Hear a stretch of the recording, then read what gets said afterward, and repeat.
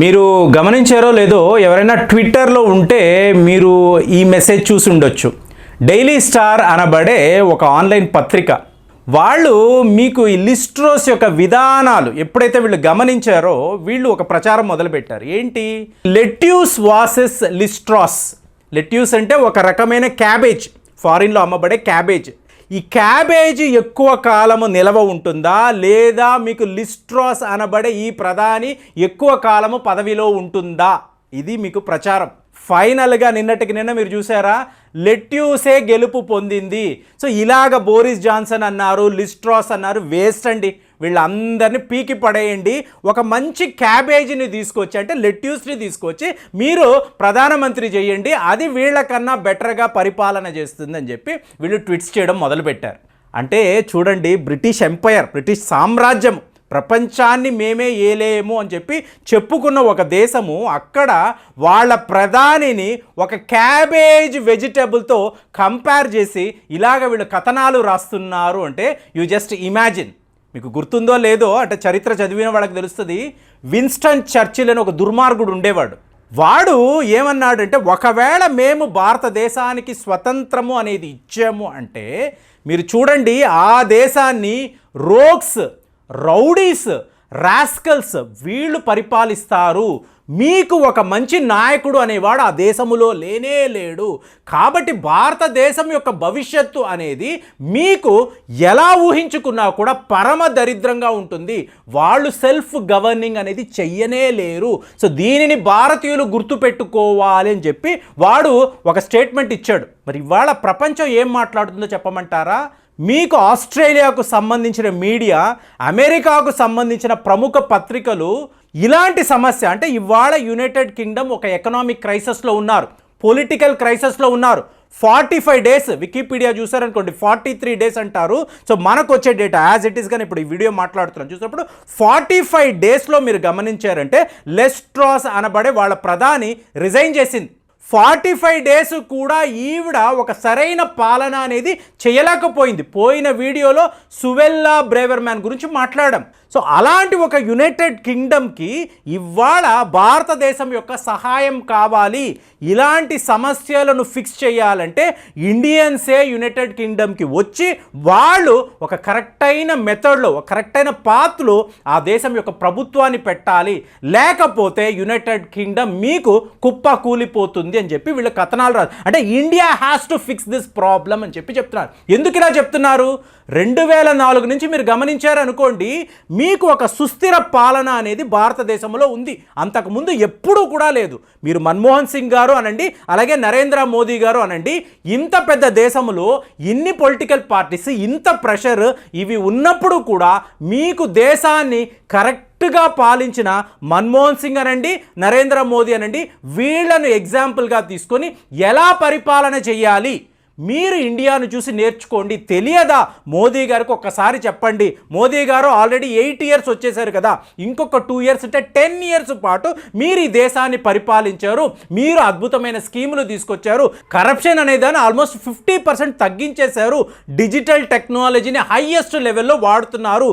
ఇదంతా చెయ్యాలి అంటే మీరు ఎంచుకున్న మార్గం ఏమిటి, ఎలా ఈ పని చెయ్యగలిగారు అని చెప్పి యునైటెడ్ కింగ్డమ్కి సంబంధించిన కన్జర్వేటివ్ పార్టీ మెంబర్స్ ఇండియాను, మోదీ గారిని కాంటాక్ట్ చేసి దయచేసి మమ్మల్ని గైడ్ చేయండి అని అడిగితే అప్పుడు యునైటెడ్ కింగ్డమ్లో ఒక సుస్థిర పాలన అనేది ఉంటుంది. లేకపోతే ఇన్స్టెబిలిటీ అనేది హైయెస్ట్ లెవెల్లో ఉంటుంది.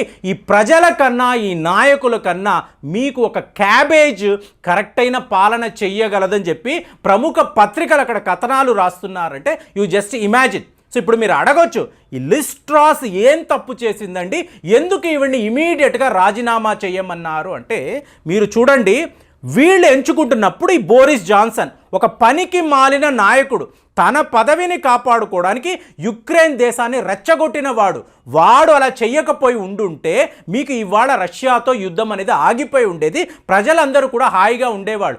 వాడి పదవి కోసం వాడు ఏం చేశాడు, పదే పదే యుక్రెయిన్ వెళ్ళి మీకు జెలెన్స్కీని రెచ్చగొట్టాడు. సో అలాంటి వాడు ఏం చేశాడు, తన తరువాత లిస్ట్రాస్ అనబడే ఈ మహిళను తీసుకొచ్చాడు.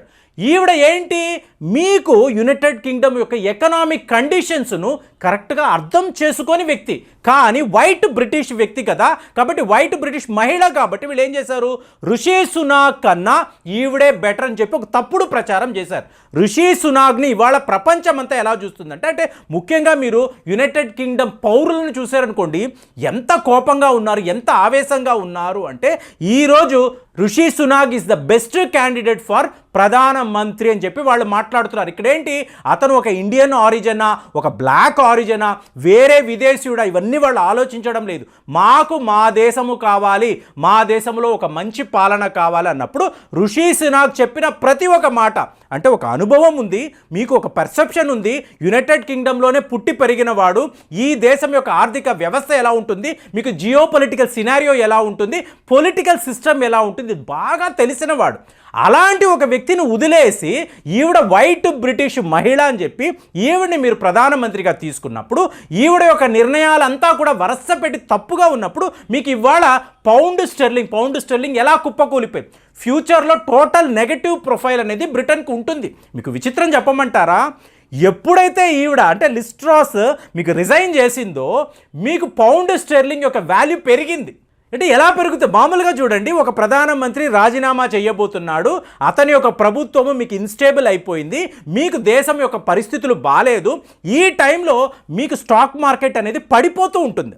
కానీ ఇక్కడ ఏమైంది, లిజ్ ట్రస్ ఎప్పుడైతే రిజైన్ చేసిందో ఇమీడియట్గా పౌండ్ స్టెర్లింగ్ అనేది పెరిగిపోయింది. ఎందుకు పెరిగింది, Rishi Sunak next prime minister అయిపోతాడు అని చెప్పి మొత్తం యునైటెడ్ కింగ్డమ్లో ప్రచారం జరిగింది.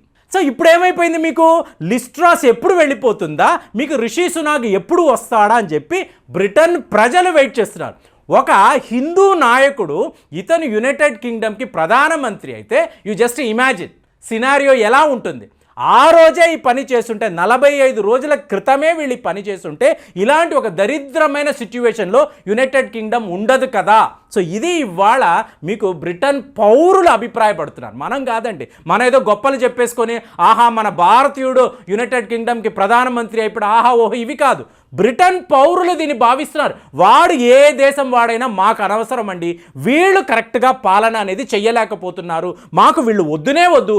బోరిస్ జాన్సన్ ఒక దరిద్రుడు, లిజ్ ట్రస్ ఈవిడ చేతగాని ఒక మహిళ, ఈవిడని మేము ప్రధానమంత్రి చేసి ఇంతలా నష్టపోయాము, మాకు రిషి సునాక్ కావాలి అని చెప్పి వీళ్ళు అంటున్నారు. కానీ మీకు రిషి సునాక్ ప్రధానమంత్రి అవుతాడా అనేది మీకు $1 మిలియన్ క్వశ్చన్. ఎందుకు అంటే ఒకవేళ ఇతను ప్రధానమంత్రి అయినా కూడా ఎక్కువ కాలం ఇతను పదవిలో ఉండలేడు. ఎందుకు మీరు చూడండి, ఈ కన్జర్వేటివ్ పార్టీని ఏదైతే మాట్లాడుతున్నామో వీళ్ళ ప్రధానమంత్రులు వరస పెట్టి ఒక స్టేబుల్ గవర్నమెంట్ అనేది ఇవ్వలేకపోతున్నారు. ఇక్కడ పార్టీలు మారలేదు. అంటే ఇప్పుడు మనం ఎలా చెప్పాలి, బీజేపీయా కాంగ్రెసా బీజేపీయా, అలా కాదు. మీకు కన్జర్వేటివ్ పార్టీలోనే ఈ నాయకులు అందరూ కూడా ఒక సుస్థిర పాలన అనేది ఇవ్వలేకపోయారు. కాబట్టి ఇప్పుడు లేబర్ పార్టీ వాళ్ళు ఏమంటారు అంటే, మీకు తెలిసే ఉంటుంది యునైటెడ్ కింగ్డమ్లో రెండు పార్టీలు, ఒకటి లేబర్ పార్టీ, ఇంకోటి కన్జర్వేటివ్ పార్టీ.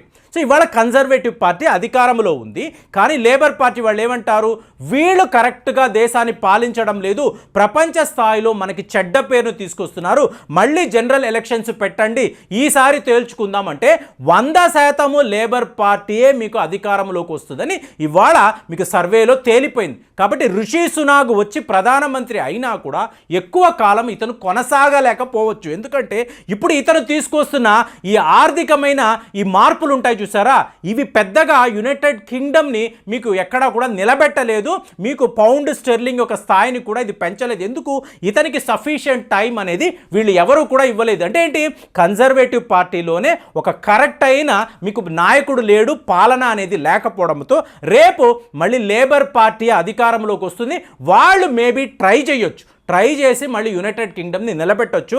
కానీ రష్యా యుక్రెయిన్ యుద్ధము ఇలా కొనసాగుతూ ఉంటే యునైటెడ్ కింగ్డమ్ ఇక బతికి బట్ట కట్టలేదు. అది ఇండియాని ఎదిరించారు, మోదీ గారికి కోపం వచ్చింది, ఇవన్నీ పక్కన పెడితే వాళ్ళ దేశంలోనే ఒక కరెక్ట్ అయిన పాలన అనేది లేదు, ఇదే నిజము. కాబట్టి లిజ్ ట్రస్ వెళ్ళిపోవడం, రాజీనామా చేసి వెళ్ళిపోవడాన్ని మీరు ఎలా చూస్తున్నారు? రిషి సునాక్ యునైటెడ్ కింగ్డమ్ ప్రధానమంత్రి అయితే అతను ఆ దేశాన్ని కాపాడగలడా? నేను ఇన్ని చెప్పాను, మరి మీ అభిప్రాయాలు, మీ అనాలిసిస్ ఎలా ఉందో ఒక్కసారి తెలియజేయండి. మళ్ళీ వచ్చే వీడియోలో కలుద్దాం. జై హింద్.